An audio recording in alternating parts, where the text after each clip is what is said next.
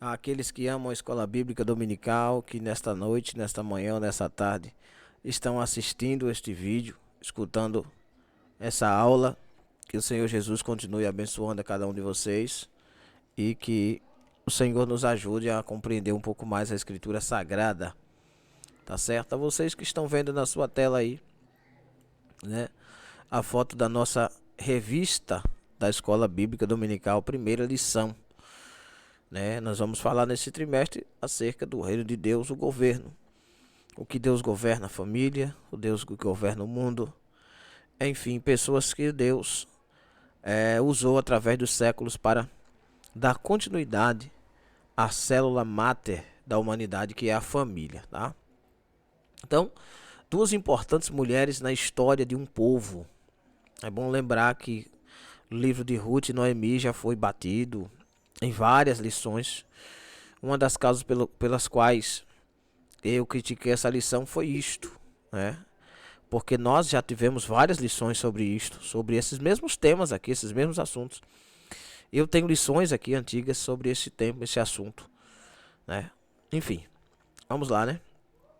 Vamos estudar a palavra do Senhor e orar para que Deus aí ilumine alguns desses grandes aí que fazem essas revistas para trazer temas atuais, temas que falem realmente do nosso dia a dia, do nosso cotidiano, e não fiquem apenas se repetindo, porque isso não ajuda muito não, tá bom?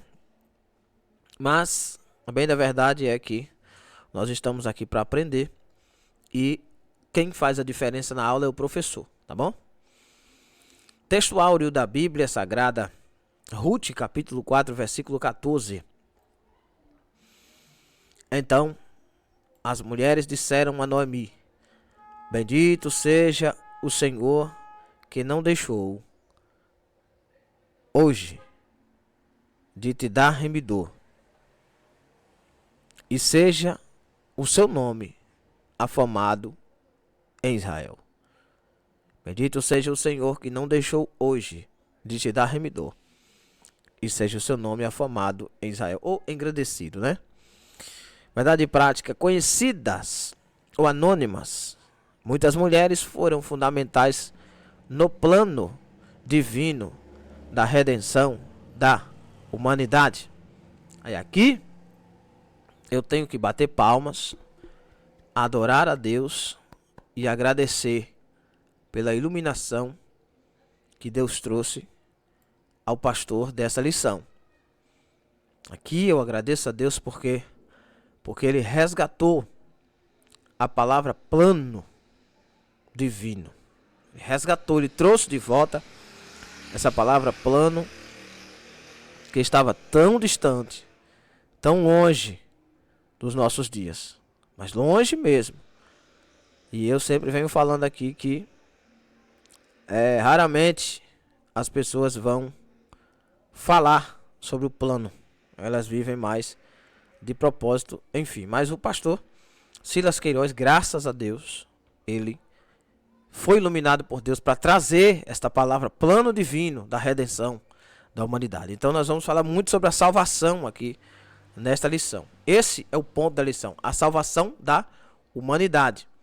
E trazendo o plano, porque nós vivemos numa época em que falam muito de empoderamento feminino, né? Essas coisas, mas não falam do poder de Deus na vida das mulheres que fizeram a diferença neste mundo. Para a salvação, é lógico, né? Porque empoderamento feminino para qualquer outra coisa nós vemos. Mas salvação é difícil de falar, né? Graças a Deus. Deus o iluminou para trazer essa palavra. Divino, redenção, humanidade, fundamentos. Olha que coisa maravilhosa essa verdade prática que daria uma aula nessa verdade prática aqui. Eu passaria uma semana falando sobre esses 4 pilares aqui: fundamento, plano, salvação e humanidade. Oh, que maravilha. Mas vamos à palavra do Eterno. O texto áureo vocês têm que ler, né? Vocês já sabem qual é o livro que vai estar aí, né? O livro que vai estar em pauta, né? E a introdução já traz de cara o seguinte: Ruth e Esther são os 2 livros da Bíblia que levam o nome de mulheres. Justamente. Tanto é que no livro de Ruth e no livro de Esté, os nomes de Deus ali são limitados. Um deles nem aparece. E vou deixar você descobrir qual deles, que não existe a palavra, não fala sobre Deus, nem sobre o Espírito Santo, nem sobre Cristo. Mulheres que, né, levaram o nome desse livro. Registram duas das mais belas, extraordinárias e dramáticas histórias sagradas. A primeira ocorrida em Moabe e Belém, no período dos Juízes, que durou aproximadamente de 1375 a 1050 a.C. A segunda na Pérsia, depois do cativeiro babilônico, entre 483 e 473 a.C. Ruth e Esté viveram em tempos, circunstâncias e contextos muito diferentes, mas expressaram as mesmas virtudes espirituais e morais. Olha que palavra maravilhosa. Fé, convicção, humildade, coragem, obediência, simplicidade, pureza, abnegação, temor a Deus e disposição de servir. Essas duas mulheres foram fundamentais para a preservação do povo judeu. A descendência piedosa de Abraão. Suas vidas continuaram sendo fontes de profunda inspiração para todos que desejam agradar a Deus e viver para a sua glória. Aí tem os Salmos e Coríntios e Hebreus, né? Então, 3 coisas a gente pode listar aqui: fé, obediência e pureza. Esses 3 aí, tendo esses 3, a pessoa já pode se chamar de cristão. Se não tiver fé, se não tiver obediência, nem pureza, você não vai ter convicção, você não vai ter humildade, nem coragem, muito menos abnegação e nem disposição para servir a Deus. Então esses 3 pilares aí precisam ficar ponto, viu, professor, na IBD? Fé, obediência e pureza. 3 pontos principais que Jesus trouxe isso para a terra. Pode ler Filipenses capítulo 1 e capítulo 2, você vai ver falando sobre Cristo, né? Então, esses 3 pontos, essas mulheres trazem em si, na sua vida, esses 3 pontos principais aí. Lógico que cada um no seu tempo, né? Cada um no seu tempo. Vamos lá. Então, tópico 1. Ruth, uma mulher importante para a linhagem de Davi. Ele é moabita, né? Descendente de Moabe, filho da relação incestuosa de Ló. Já para você ver que a maldição hereditária só existe quando até onde a pessoa se converte a Deus. Quando ela se converte a Deus, quebrou a maldição lá dos pecados de Ló e suas filhas. O sobrinho de Abraão com a sua filha mais velha, Gênesis 19, se você não leu, você está em pecado porque não é crente. Os moabitas eram um povo pagão, hostil a Israel, desde os dias do rei Balaque, né? Então, o povo de Moabe é um povo que é regido por um rei insano, que, segundo o que Deus disse através de Jesus em Apocalipse, tanto Balaque como Balaão colocava tropeço na frente do povo de Deus. É um povo que está ali fingindo ser de Deus para fazer tropeçar o povo de Deus. E Jesus diz isso: ai daquele que fizer tropeçar um desses pequenos. Então não tenha como um povo que não conhece a Deus, mas um povo que odeia a Deus, que finge ser de Deus, mas não gosta de Deus. Parecidamente com os dias de hoje, né? Porque tem de gente aí que se diz de Deus, mas é a favor de aborto, de liberação da maconha, da safadeza, né? Da libertinagem sexual, né? Hoje é tudo movido a isso. Hoje você não pode falar contra um comportamento de alguém, né? E se ele mudar de comportamento? Hoje, se você falar, por exemplo, contra uma pessoa que se diz, né, gostar de outro sexo, e você falar mal contra aquele comportamento, você é homofóbico. Mas se ele fala mal de você, por você ser um homem, você não pode dizer nada. Porque se você processar ele, você é homofóbico. Porque foi um gay que te falou que você falou contra ele. Você tá entendendo a situação? Então, se você protesta contra o comportamento errado de alguém, o errado sai você.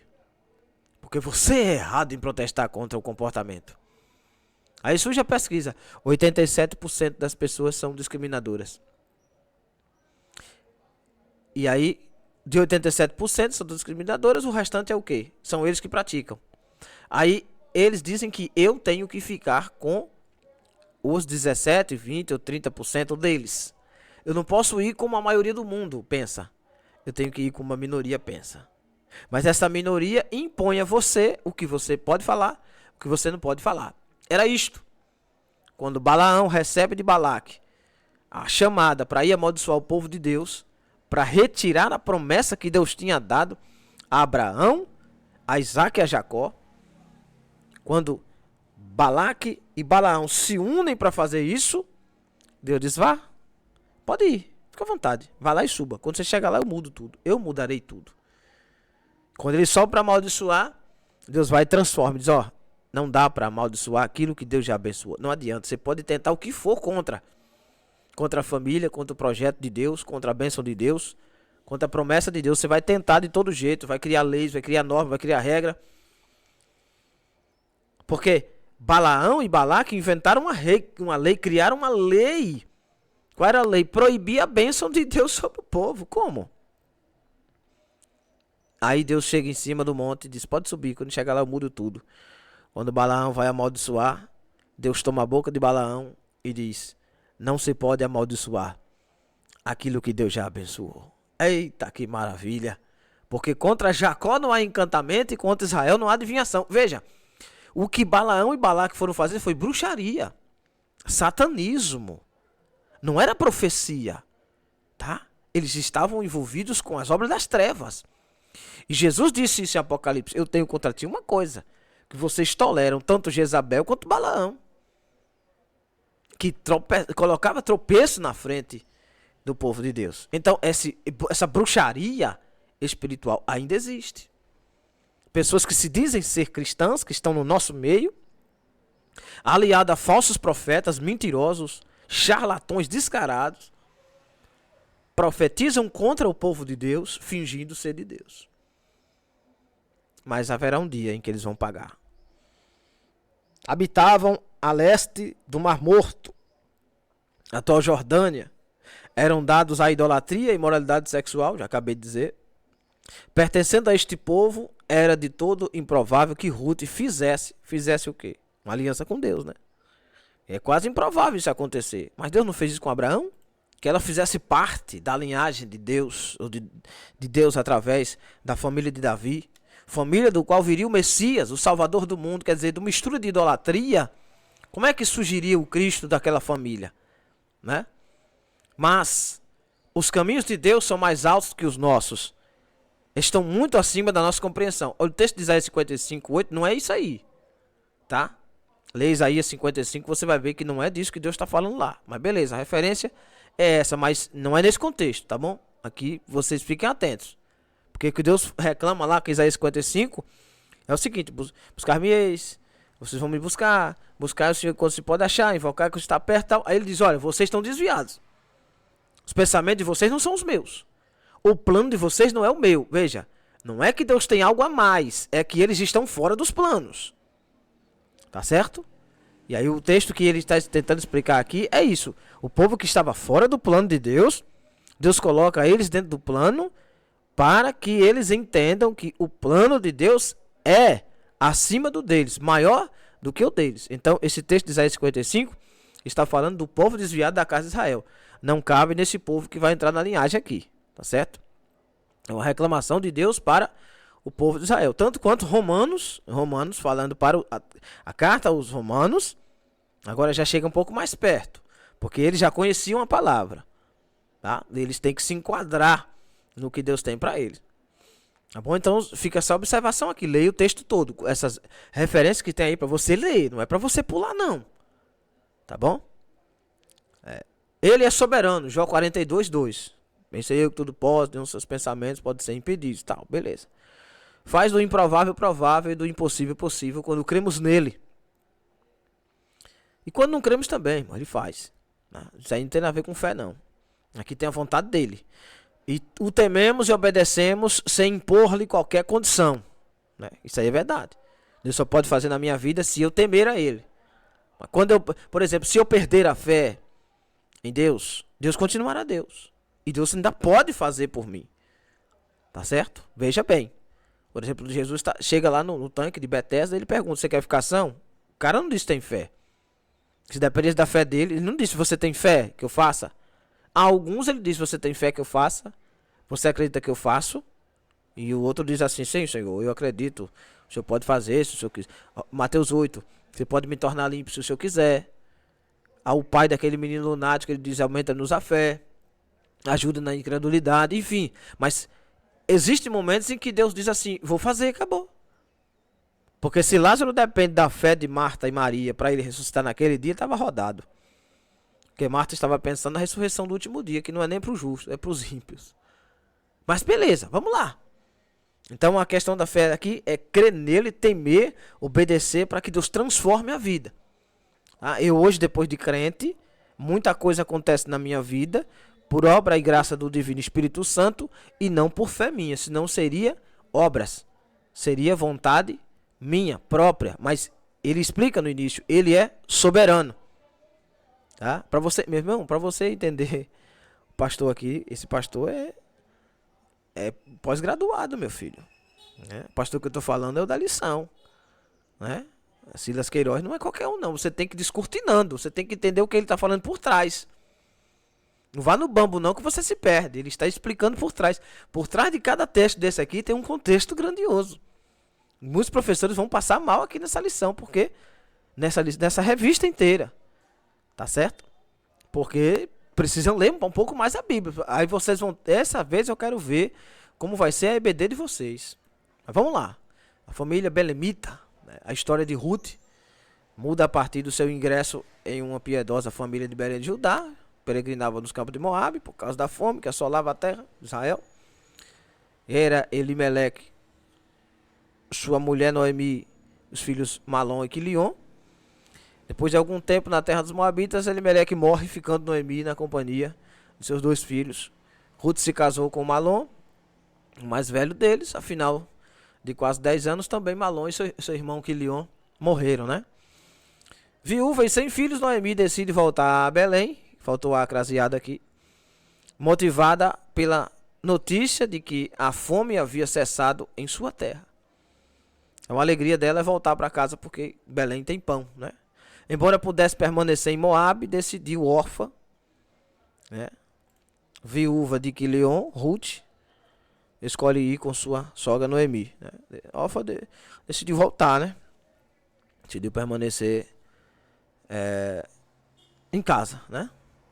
E Ruth escolhe ir com sua sogra, declarando sua fé no Deus de Israel. Então ela escolhe abandonar aquele povo moabita e servir ao Deus que trouxe a Noemi. Agora, o interessante é que Noemi, que volta sendo Mara, conta a história para Ruth, a história de Deus. Não a história do que Deus faz apenas, mas a história de Deus. Tá bom? Porque a história que Deus faz, Deus permitiu que houvesse morte, fome e seca em toda a terra. Mas Deus também agora provém. Deus tem o tempo para tudo. E nós temos que saber aproveitar esse tempo. Eu costumo sempre dizer, você tem que agradecer a Deus, porque Deus me escolheu para estar aqui dando essa aula e você para estar escutando. Mas Deus poderia ter me escolhido para estar no hospital essa hora e você também. Tá? Nem eu estaria falando, nem você escutando. Ou Deus poderia já ter permitido que nós fôssemos embora. Então você tem que saber o tempo da visitação de Deus em sua vida. Você tem que agradecer a Deus por tudo. Deus continua sendo Deus. Nessa teoria da prosperidade, Deus vai fazer, Deus vai acontecer. Deus vai... Peraí, a pergunta é, de Isaías 55 lá atrás, que o pastor explicou aí. A pergunta é, você está nos planos dele? Veja que o pastor vem citando a palavra plano desde o início. Ele não vem falando de propósito, de projeto, de processo, de propósito. Ai, porque propósito, projeto, processo. Conversa fiada. e o plano. Me alegrei muito quando eu vi isso aqui. Que ainda tem alguém pensando no plano da salvação. E se Deus não quiser lhe curar? Vai deixar de ser Deus? Hã? Tu acha que Deus vai deixar de ser Deus porque ele não quis lhe curar? É? Não, eu creio num Deus que cura. Sim, eu também creio num Deus que me salvou para levar minha alma para o céu. Tá? E eu vou receber um novo corpo. O que tem de errado nisso? E ele querer me levar? O que tem de errado nisto? Não está se queixando de quê? Seus próprios pecados, é isso? Do que o homem se queixa? Do que a humanidade se queixa? Se não dos seus próprios pecados. Então talvez você esteja muito enganado, irmão. Talvez você esteja vivendo uma vida, como diz o outro, desregrada. Achando que Deus é o seu garçom. Que Deus é a pessoa que está aqui para lhe servir e não você servir a Ele. Deus só vai fazer em sua vida o que Ele quiser fazer. Quando for o tempo dele trazer seca, Ele vai trazer seca, você vai passar fome. Ele vai lhe provar na hora das vestes, da nudez, do desemprego. Ele vai fazer o que Ele quiser, porque você disse que entregou a vida a Ele, sim ou não? Hã? Se você entregou a sua vida a Ele, você tem que descansar, deitar e dormir. E não ficar inquieto com o dia da manhã, porque Ele sabe dar aos seus filhos boas dádivas. Hã? Tá entendendo? Amém ou não amém? Então, a pancada é essa aí. Matrimônio e maternidade. Esta síntese biográfica tem seu apêndice, ou seu ápice, em Belém, com dois eventos que foram fundamentais para que o propósito de Deus se cumprisse na vida dessa moabita. Olha como é colocada a palavra propósito. Ela já está no plano, agora vão seguindo os propósitos. Vá aprendendo isso. Apegada à sua sogra e sempre disposta a obedecer e servi-la, Ruth alcança o favor de Deus, o do Deus de Israel, sobre cujas asas te vieste abrigar. Olha que coisa linda. O casamento com Boaz, parente de Elimeleque, e o nascimento do seu filho Obed-Edom. O que eu acho interessante é essa palavra Obed, né? Se fosse Obed-Edom, né, o da arca lá, seria um nome pejorativo, um nome feio, né? Edom, porque vem de Edomita, vem de Esaú. Mas essa palavra Obed sozinha significa servo. E não é servo de Esaú, não é servo de Jacó. O sentido original é escravo.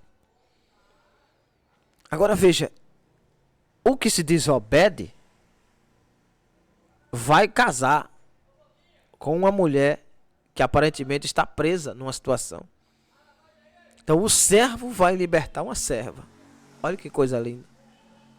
Então Obed é aqui o libertador.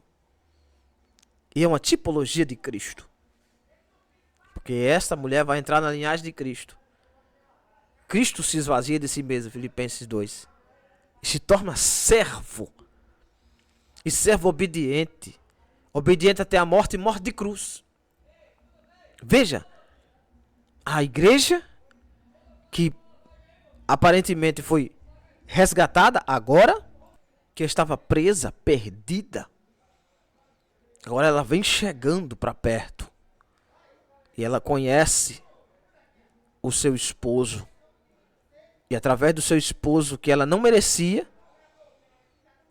aquele esposo que poderia escolher qualquer outra, escolhe aquela.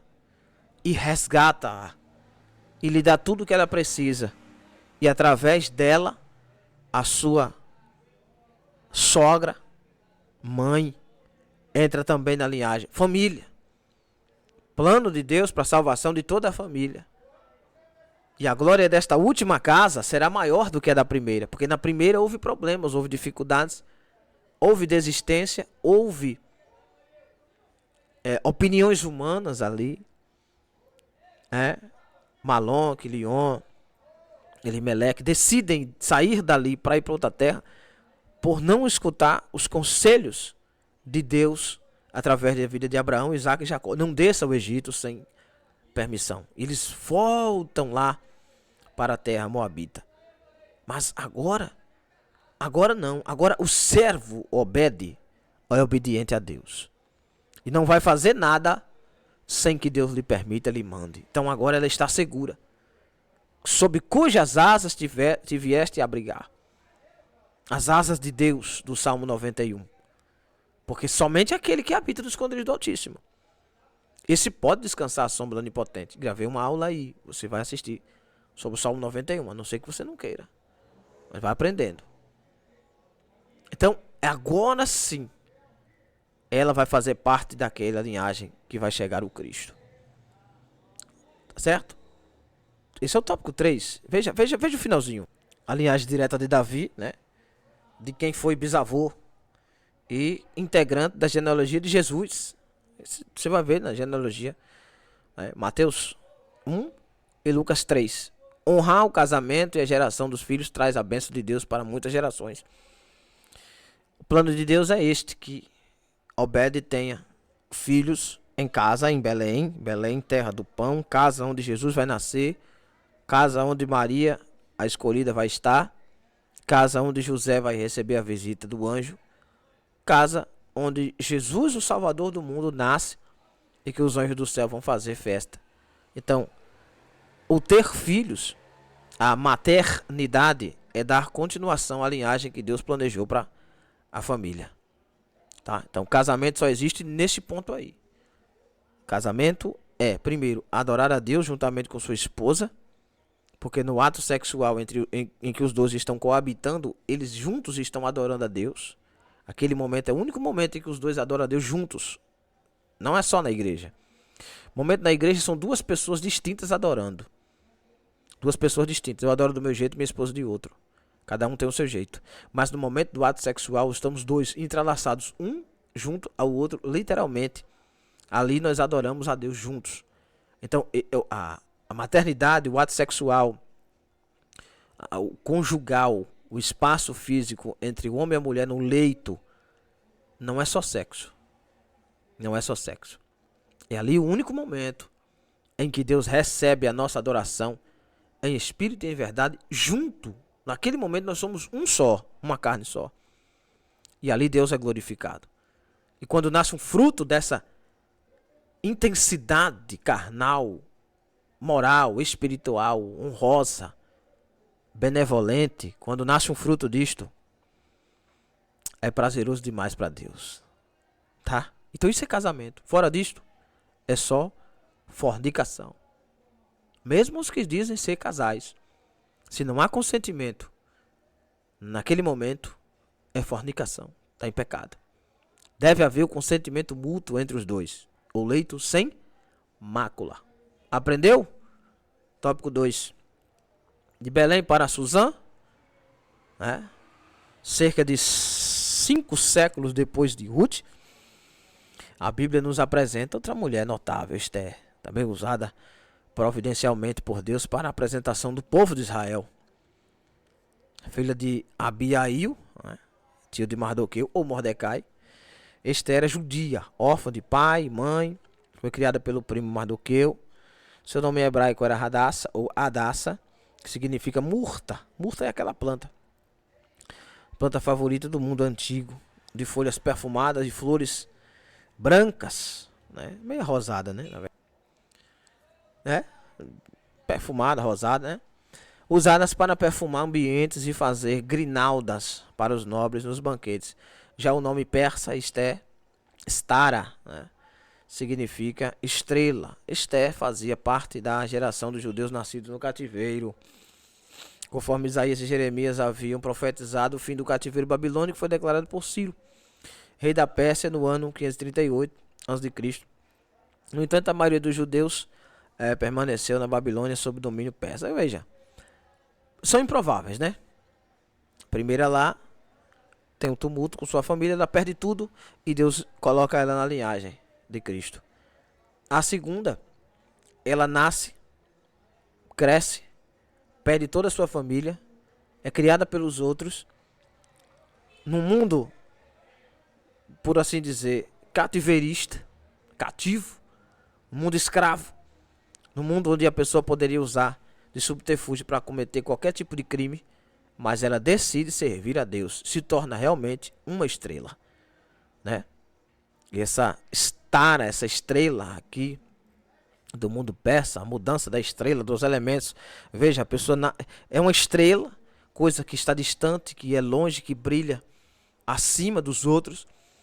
né, que está acima, que é orgulhoso, aquela coisa, agora ela recebe um nome diferente, né? O nome Murta, né? Veja, o nome Murta, nome hebraico, que é uma coisa que enfeita a cabeça do príncipe, do rei, né? Que está sempre cheirando, exalando perfume. Então, essa mudança deve haver em cada pessoa. E falar de perfume, mulher entende muito de perfume, né? Então veja, deixar de ser uma estrela que está por cima, brilhando acima de todo mundo, longe de todos, isolada no horizonte, né? Um além, para estar aqui, próximo, perto, exalando o perfume. Aí você lembra da Bíblia, né? Aquela mulher que quebrou tudo aos pés do Senhor. Então, e aí? Qual é o nosso cheiro? Quem nós temos sido? Estrela? Além? Ou aquela que perfuma o ambiente? Cantares de Salomão, Salomão explica isso. Salomão, conversando com a mulher dele, a mulher explica, olha, meu amado é diferente. Meu amado, enquanto eu estou na mesa, enquanto eu estou aqui, o perfume dele exala. E eu derramo o meu cálice. Eu me derramo mesmo na presença dele. Eu não estou preocupado com isso, não. Então nós temos que ser assim, nos derramar, enfeitar, cheirar, ser esta Murta que ela foi no tempo dela. Estrela, Esther, deixou de ser estrela para ser aquela que exala o cheiro. O que tem de estrela por aí, meu irmão? Mas quando você chega perto, não tem o cheiro de Cristo. Não adianta nada, né? E detalhe é que ela vai deixar de ser órfã para ser rainha, né? Suzã era a capital do império, né? Lá vivia Esther, Mardoqueu, milhares de outros judeus, né? Dotada de rara beleza, Esther integrou o grupo de moças virgens que se candidataram para suceder a rainha Vasti. Deposta. Rapaz, deposta não. Vasti, ela saiu porque quis. Ela decidiu não viver a vida que o rei Assuero queria para ela. O Assuero queria que ela fosse praticamente uma meretriz. E ela decide não fazer parte daquele banquete, daquele negócio dele. Deposta pelo rei Assuero por sua desobediência, como escreve o historiador judeu Flávio Josefo. Atenção, meus queridos, Flávio Josefo não era crente, viu? Flávio Josefo era atribulado. Ele pode ser um bom historiador, mas de Bíblia nada, viu? Sai fora. Vasti se recusou a comparecer a um banquete oferecido pelo rei no jardim do seu palácio. Deixa eu lhe explicar uma coisa para vocês que vocês não saibam, talvez vocês não saibam. Este tipo de banquete aqui não era o banquete que vocês estão pensando não, viu? De comida ali. Não, banquete aqui era bacanal, era orgia pura. Esse banquete desse povo aqui, desses ímpios, era assim. Tá? E isso era costume dos reis daquele tempo. E até os tempos de Herodes, com Roma, então era pior ainda. Roma fazia sexo libidinoso ao ar livre ali. Eles não tinham pudor nenhum, né? Temor nenhum pela palavra de Deus e nem adoravam o Deus que nós adoramos. Então, a rainha Vasti, ela decidiu não compactuar mais com aquilo. Eu acho que eu estou falando de Herodes, tem N anos de diferenças aí, mas para vocês terem uma ideia de que este povo, eles eram assim, tá bom? Eles eram assim, eles não tinham pudor nenhum. Então ela decide não ser uma meretriz, não era respeitada como rainha. Já com Esther, Radassa vai ser diferente, né? Ela vai se impor como cristã, entre aspas, como uma judia, uma hebreia, uma mulher diferente. Em um inequívoco ato de providência divina, Esther se tornou rainha em seu lugar, né? E 5 anos depois, essa jovem judia, agindo com sabedoria e muita coragem, obteve de Assuero um decreto que livrou da morte o povo judeu de todo o império, né? Como diz Matthew Henry. Então, o comentário, né, de Matthew Henry, esse Henry é bom, viu? Se você quiser comprar esse comentário, pode comprar.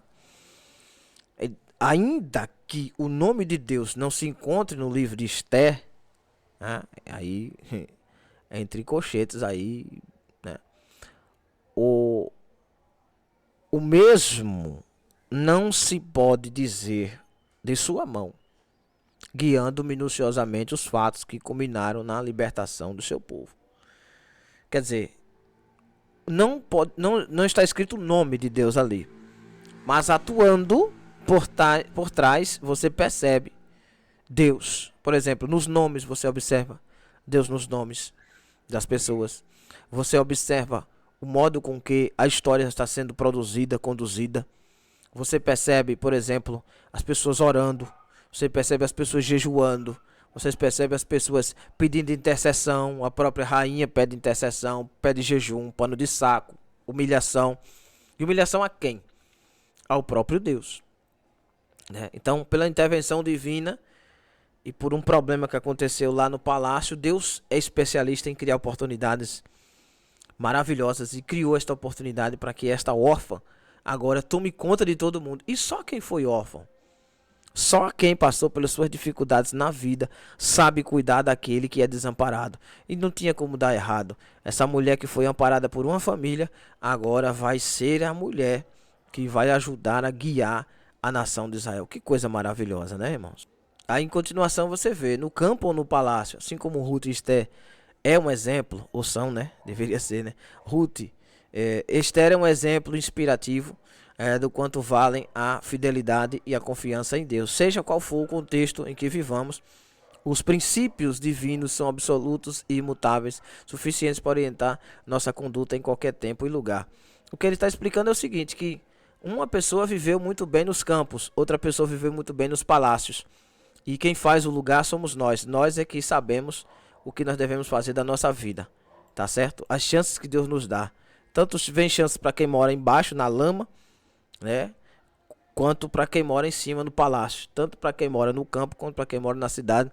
Vem a opção de ser servo de Deus, como eu falei no início, no seu cenário, na sua experiência de vida, no seu ambiente, habitat onde Deus te colocou. Porque você, habitando no esconderijo do Altíssimo, você com certeza saberá viver sua vida regrada, seja na pobreza ou na riqueza, como diz o provérbio de número 30, tá certo?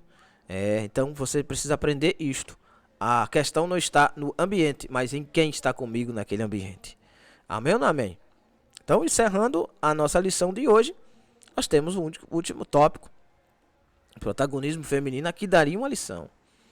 A liderança masculina instituída por Deus, em Gênesis 1, né, Efésios 5, não anula o propósito divino com a mulher. Nele retira a possibilidade de, em muitas circunstâncias, ser protagonista da história. Isso não implica, todavia, na necessidade de confundir ou inverter os papéis entre homem e mulher. E os exemplos de Ruth e Esther são eloquentes nesse sentido. Não foi a altivez, mas a humildade, a submissão e a obediência que tornaram tão relevante a vida dessas mulheres. Bom, ponto de Efésios 5 é o seguinte. Quando a Bíblia diz que a mulher deve ser submissa, obediente ao varão, é porque antes de estar escrito que o varão deve ser cabeça, tá? Não é pescoço, é cabeça, obediente a Deus, servo de Deus, humilde, santo, irrepreensível. Veja as qualidades do cara que a mulher vai obedecer. Como é que a mulher não obedece um cara que é santo, que é humilde, que é obediente a Deus, que é servo do Senhor? É automático. Ela não tem que obedecer, porque ele não é senhor dela. Vai ser automático a vida conjugal deles. Mas como é que a mulher vai obedecer um cara que se diz cabeça, mas faz tudo errado? Entendeu a questão? Então o ponto é, a cobrança é maior para o homem. Porque a mulher, ela tem que ser submissa. Mas a Bíblia diz que o homem deve amar, honrar, obedecer, entregar-se por ela, ensinar, velar por ela, assim como Cristo amou a igreja, o marido tem que amar a esposa. E aí?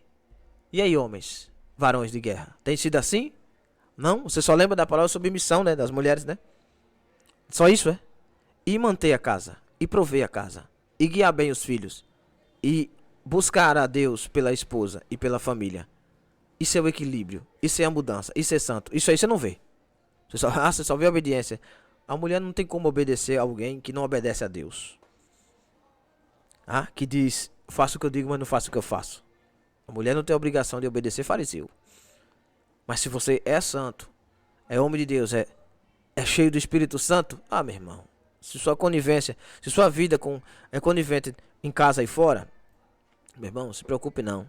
A vitória será certa. Sua mulher vai ser honrada. E se ela não for, aí quem vai pagar um preço é ela. Porque você tem sido como Cristo amou a igreja, você tem amado a ela. Certo? Amado-a. Mas se não, meu filho, então não há cobrança. Então, a questão não é a inversão de papéis apenas. A questão é que os homens, normalmente, hoje, muitos deles deixaram de ser homens. Deixaram de ser varões de Deus. E passaram a ser só governantes de casa. Mandões, pessoas que mandam fazer, sabe? Passam mais tempo longe do que em sua própria vida conjugal. Então fica distante, fica difícil. Então veja o que diz o livro do Gênesis. Que a partir daquele momento da queda de Eva, ela vai agora ter desejo pelo marido. E felizmente ou infelizmente, o corpo dela será dominado pelo marido. Mas o que faltou aqui, irmão? Faltou a leitura aqui de 1 Coríntios 7. Por exemplo, quando Paulo diz o seguinte: a mulher não tem poder no seu corpo, mas tem poder naquele corpo no marido. Não é o marido que domina o corpo dela. É que ela só pode fazer alguma coisa com o corpo dela se o marido dela concordar. E aí diz: e o marido também só tem poder no seu corpo na mulher. Quer dizer, eu só posso ter relação, eu só posso fazer qualquer coisa que agrade a minha mulher, e minha mulher fazer qualquer coisa que me agrade. Não, eu não tô aqui para agradar ninguém. Conversa fiada, você casou porque você quis. A vida conjugal consiste em eu agradar a minha esposa. Porque eu agradando a minha esposa, eu estou agradando a minha carne, eu estou agradando sobretudo a Deus, ao Todo-Poderoso. Então, o objetivo num casal é um satisfazer a vida espiritual, conjugal, material, carnal do outro. Casamento é isso. É completar, é preencher o vazio deixado pela queda do homem. É isso. Não é só procriar, ter filho, não. E o que nós temos visto hoje é muitas mulheres que têm amado seu esposo, têm feito de tudo por ele, e muitos homens que não têm feito de tudo pela mulher. E acaba sendo que a mulher tem que sair para poder brilhar, para poder ter essa notoriedade. Aí surge esta tal dessa palavra empoderamento feminino. Por quê? Porque em muitos lugares as pessoas não estão dando valor. Agora, uma coisa é os homens deixarem de dar valor às suas mulheres. E outra coisa, meu irmão, é querer inverter os papéis. E quando começou a inverter os papéis, degringolou tudo. Você que está me assistindo aí, você foi criado por quem? Pai, mãe ou avó, não foi isso? Raramente um foi criado por babá ou por alguém que fica em casa. Hoje é assim, o pai sai de manhã, a mãe também sai de manhã. E aí? O filho fica com quem? Comigo? Com minha mãe? Com a Cuca? Fica com quem? Com quem quer que seja que você contrata, fica com meu filho. Ele paga 200 conto, paga 100 conto, você fica com meu filho, fica com meu filho, fica com meu filho. Normalmente fica com os avós agora. Os velhos, meu irmão, os avós não dão conta de cuidar dessa geração. No nosso tempo, nossos pais davam um cacete na gente se a gente dissesse tchuco. Os netos, hoje, ludibriam os pais de um jeito, os avós de um jeito, que os coroas não conseguem acompanhar a evolução dos meninos e acham aquilo uma graça, aquilo bonitinho. Os pais, os avós hoje não corrigem, não dão um tapa no neto. É raro um ou outra avó que é raiz, a maioria é tudo Nutella. Por quê? Porque os pais é que são culpados disso. Porque se você, a partir do momento que você disse, vou ter um filho, quem tem que criar é quem? É minha mãe? Mas aí o mundo de hoje mudou, porque a mulher tem que trabalhar, o marido também tem que trabalhar, então não tem filho. Não tem filho. Porque o filho é feito para a mãe ou o pai criar. Na ausência de um, o outro suprir. Não os avós. Não os bisavós. Não o vizinho da esquina. Não a vizinha da esquina que se diz vizinha, mas que na verdade no final ela se acha ele. Não aquela pessoa que disse que é ele, mas se pensa que é ela. Não é este povo para criar seus filhos. Então foi aí que começou a degringolar. Que o marido sai de manhã, a mulher também sai. Aí nas empresas as mulheres começaram a tomar lugar. Por quê? Porque mudou-se a natureza. Trocou-se o uso natural. Inverteu-se os papéis.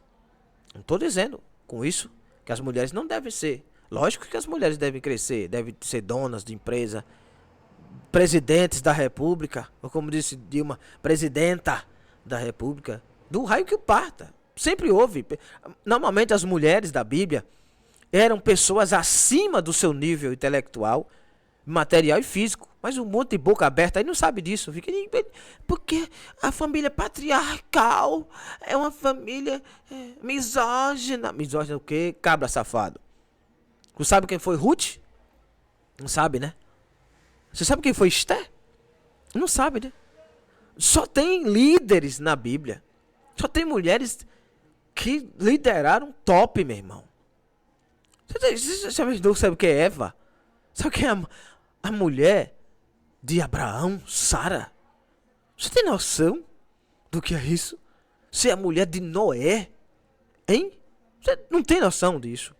Todas as mulheres descritas na Bíblia são mulheres poderosas em Deus. Deus, através dela, fazia coisas maravilhosas. Todas elas. De Gênesis a Apocalipse. Só tem notoriedade, só tem mulher notável. Cada um na sua função. No campo, na cidade, na casa. É isto. E nunca deixaram sua família, deixar de criar seus filhos, deixar de cuidar da casa, deixar de obedecer o marido, deixar de ter sua família, que é o projeto de Deus. Nunca deixaram, ninguém nunca disse assim, fulano abandonou a casa e saiu de casa, tomou chumbinho e se matou. Não, por quê?